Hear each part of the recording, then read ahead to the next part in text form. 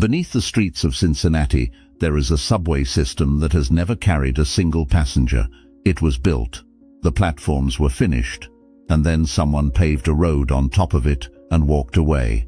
That subway is just one of 10 abandoned rail lines hidden across Ohio, a state that once had more track than any other in America. By the end of this video, you'll know why each one died, and you'll understand why the last one on this list wasn't abandoned at all. It was buried twice. Ohio was the railroad capital of the United States. By 1860, it had nearly 3,000 miles of track, more than any state in the country. Every major eastern trunk line ran through it. The Baltimore and Ohio, the Pennsylvania Railroad, the New York Central, the Erie, all of them crossed Ohio because you couldn't reach Chicago, St. Louis, or Detroit without it. By 1900, the network had grown to almost 9,000 miles. Coal came out of the southeastern hills. Iron ore came off the Lake Erie docks. Rubber left Akron. Steel left Youngstown. And all of it moved by rail. Today, roughly 4,000 of those miles are gone. Some disappeared because the mines closed. Some because the highways won. And some, the ones that will keep you watching, because someone decided they should disappear. Here are 10 of them. Number 10. The Mad River and Lake Erie Railroad. Ohio's very first railroad was chartered in 1835 and opened its first 30 miles from Sandusky to Republic by 1839. For a brief window, it was the only railroad west of the Alleghenies in Ohio, hauling passengers and freight between Lake Erie and the interior. But the Mad River was built in an era when railroads were experiments, not empires. Its finances were shaky from the start, and it never developed the traffic base to survive on its own. By 1890, it had been absorbed into the Cleveland, Cincinnati, Chicago, and St. Louis Railway, a future arm of the New York Central. The original route through Bellevue and Tiffin was downgraded, then piece by piece abandoned. Today, portions of what was once Ohio's pioneering rail line are bike trails. The rest has simply returned to farmland. Ohio's first railroad didn't die violently. It was quietly forgotten, which might be worse. Number 9. The Ohio Electric Railway and the interurban collapse.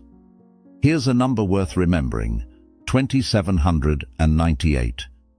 That was the total mileage of Ohio's interurban electric railway network at its peak, the largest in the United States.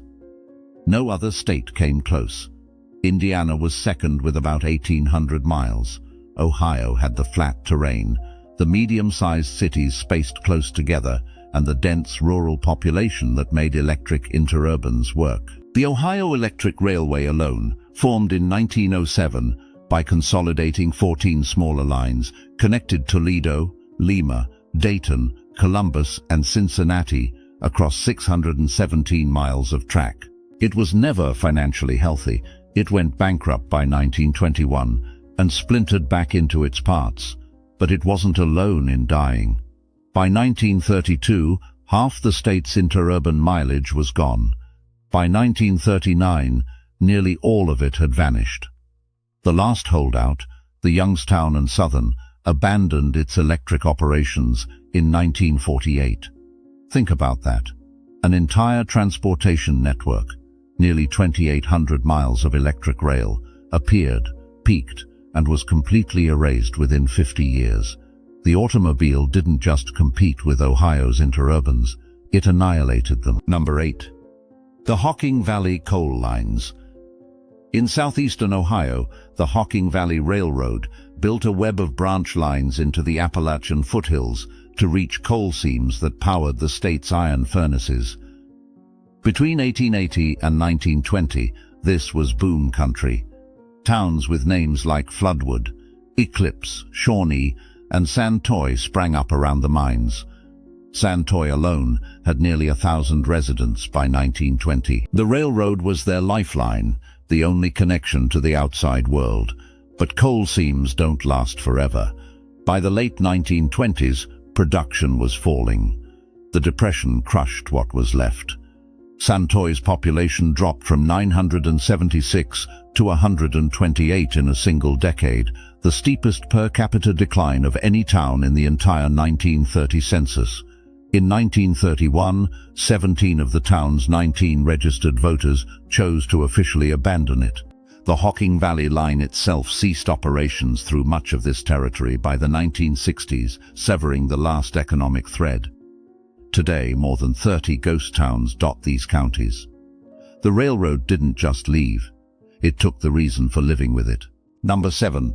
The Moonville Tunnel and the Marietta and Cincinnati Railroad. Deep in Vinton County, in the Zaleski State Forest, a sandstone and brick tunnel stands 20 feet high and roughly 100 feet long. No tracks run through it anymore. They were pulled up in 1988. But for over 130 years, trains from the Marietta and Cincinnati Railroad, later the Baltimore and Ohio, pushed through this tunnel on one of the most isolated stretches of rail in the state. The town of Moonville grew up around it in the 1850s. 100 people at its peak, mostly coal miners. There was no road in or out. The only way to reach Moonville was to walk the tracks or hitch a ride on a passing freight. That isolation killed people. At least 21 documented deaths occurred along this stretch of track. Brakemen crushed between cars, miners struck while walking home, a head-on collision in the 1880s that killed the engineer and fireman. The heavy wood swallowed the sound of approaching trains. By the 1940s, the last family had left. By the 1960s, every building was gone. The tunnel survived because it was too solid to collapse and not worth the cost of demolishing. Now it sits deep in the forest, covered in graffiti, the subject of ghost stories. A lantern swinging in the dark, a figure in white on the tracks. Ohio's most famous haunted landmark is a railroad tunnel that outlived the town, the miners, the railroad, and the reason any of it was built. Number 6. The Detroit, Toledo, and Ironton Railroad.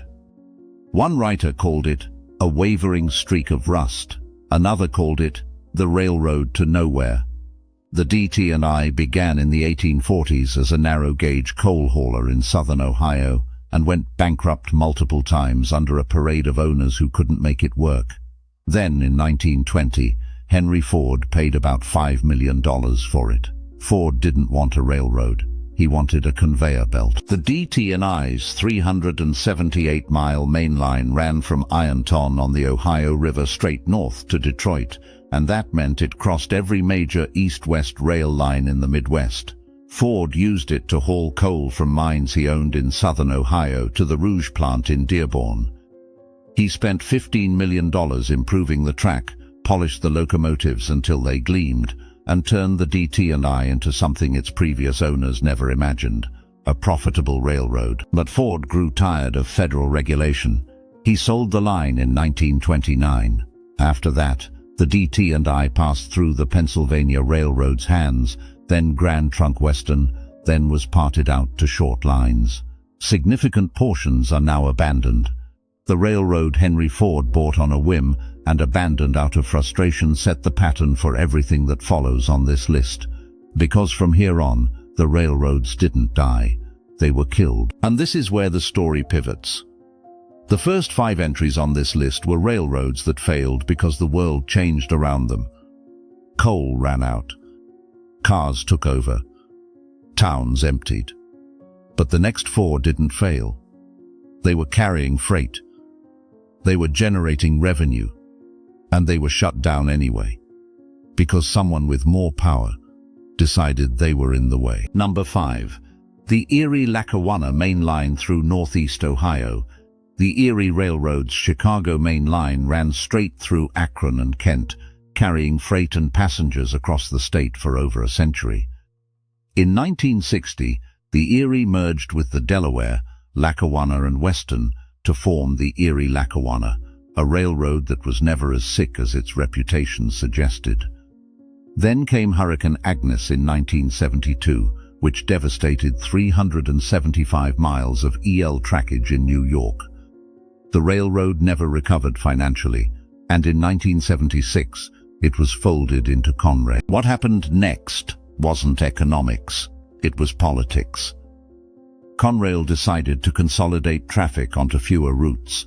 The former nickel plate line, the old New York Central, the B&O, and the Erie Lackawanna main line through Ohio was expendable. Nearly all of it was abandoned. Today, if you drive North Ford Street in Akron, you'll pass under a silent bridge that once carried Erie trains. Whistle posts still stand in Braceville. Crossing flashers rust in place near Levittsburg. The Erie wasn't killed by the market. It was killed by a committee. Number 4. The Baltimore and Ohio's St. Louis main line through Appalachian, Ohio. This was no branch line. The B&O's Ohio division was a major east-west corridor carrying hotshot freight like the Philadelphia trailer jet through Athens, Chillicothe, and the hills of southeastern Ohio. In photographs from the late 1970s, you can see chassis system locomotives hauling long trains through this territory at speed. It was a working railroad. Then, in 1985, chassis system, by then part of CSX, severed the route. East of Greenfield to Belpre along the Ohio River, the main line was abandoned. Not because it wasn't carrying traffic, because CSX had a parallel route through Columbus that it considered more efficient. The St. Louis main line was redundant in the corporate spreadsheet, even though towns along it depended on rail access. Much of the B&O's branch line network in southeastern Ohio and northern West Virginia was likewise abandoned or ripped up. A railroad that once defined the transportation map of Appalachian Ohio was erased in a single corporate decision, and the towns it connected were left to figure out what came next. Number 3. The Pennsylvania Railroad's Panhandle route. The Panhandle was the Pennsylvania Railroad's main line to St. Louis, 4 tracks at its peak, running from Pittsburgh across the West Virginia Panhandle and straight through Ohio via Steubenville, Newark, Columbus, and onward to Indianapolis and East St. Louis. It was one of the most important rail corridors in the eastern United States.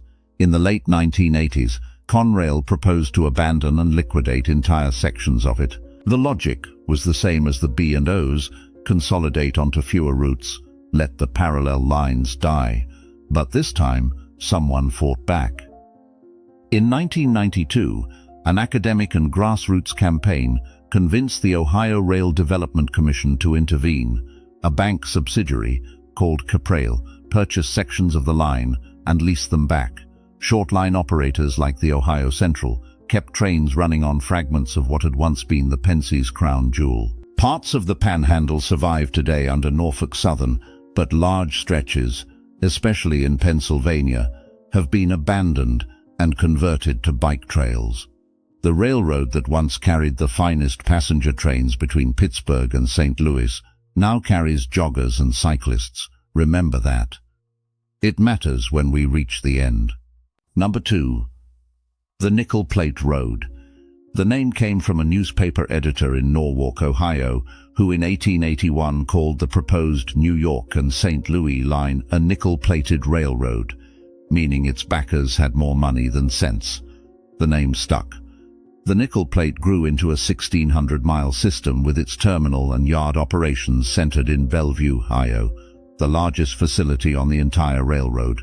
Its Berkshire-type steam locomotives became legends, heralded as the engines that saved a railroad. But the nickel plate was absorbed into the Norfolk and Western in 1964, and consolidation followed the same pattern. Branch lines were trimmed. Secondary routes were abandoned.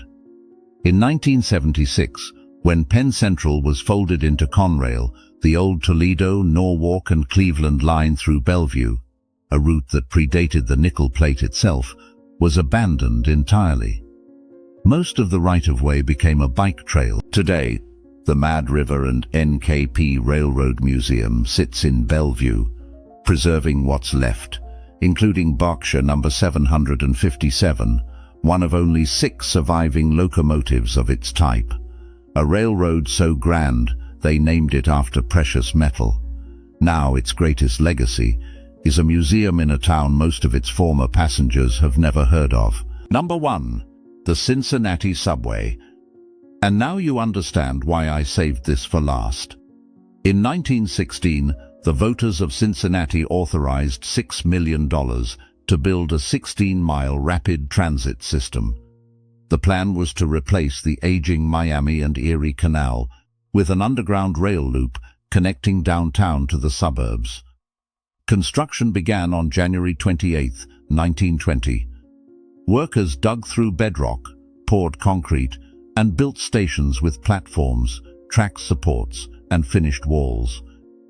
11 miles of the system were completed. 2.5 miles of tunnel were finished beneath what would become Central Parkway. Race Street Station, the planned hub of the entire network, was built with an island platform and 3 tracks. And then the money ran out. World War I had doubled construction costs. The original $6 million, worth roughly $110 million today, couldn't finish the job. Political infighting between the City Council and the Rapid Transit Commission paralyzed decision-making. The stock market crash of 1929 killed any hope of new funding. Not a single train ever ran. And then the money ran out. World War I had doubled construction costs. The original $6 million, worth roughly $110 million today, couldn't finish the job. Political infighting between the City Council and the Rapid Transit Commission paralyzed decision-making. The stock market crash of 1929 killed any hope of new funding. Not a single train ever ran, but the tunnels wouldn't stay buried. Over the years, proposals surfaced. A bottling plant, a fallout shelter, an underground mall, a nightclub. None happened. In 2002, voters rejected a light rail plan that would have used the tunnels.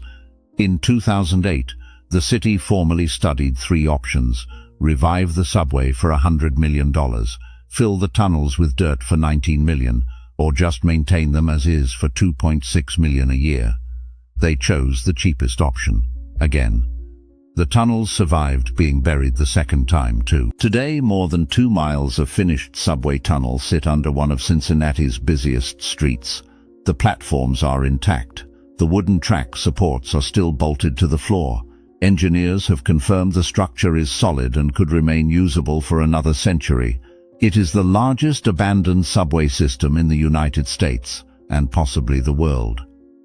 Cincinnati didn't just abandon a railroad.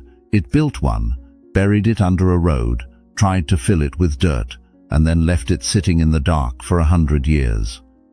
And the tunnels are still waiting. Ohio once had 9,000 miles of railroad. It now has about 5,000. The 4,000 miles that disappeared aren't just statistics. They're ghost towns in the Hocking Valley, silent bridges over Forge Street, a haunted tunnel in Vinton County, and a subway that was never allowed to carry a single passenger. Some of these lines died because the world moved on. Others were killed because a corporation found a cheaper route. And one, the strangest of all, was built, completed, and then buried alive. If stories like these deserve to be remembered, subscribe. We cover the railroads that history tried to forget, and the people who got left behind when the tracks went cold. Here's what I want to know. If you could revive one railroad on this list, bring it back exactly as it was, which one would you choose? The interurban network that connected every city in Ohio, the Panhandle route that once carried 4 tracks of traffic, or the Cincinnati subway, the transit system that's been waiting underground for a century? Drop your answer in the comments. If this list unsettled you, the disaster that killed one of Ohio's busiest rail junctions started the exact same way. A line that was too important to fail until someone decided it wasn't. That story is next.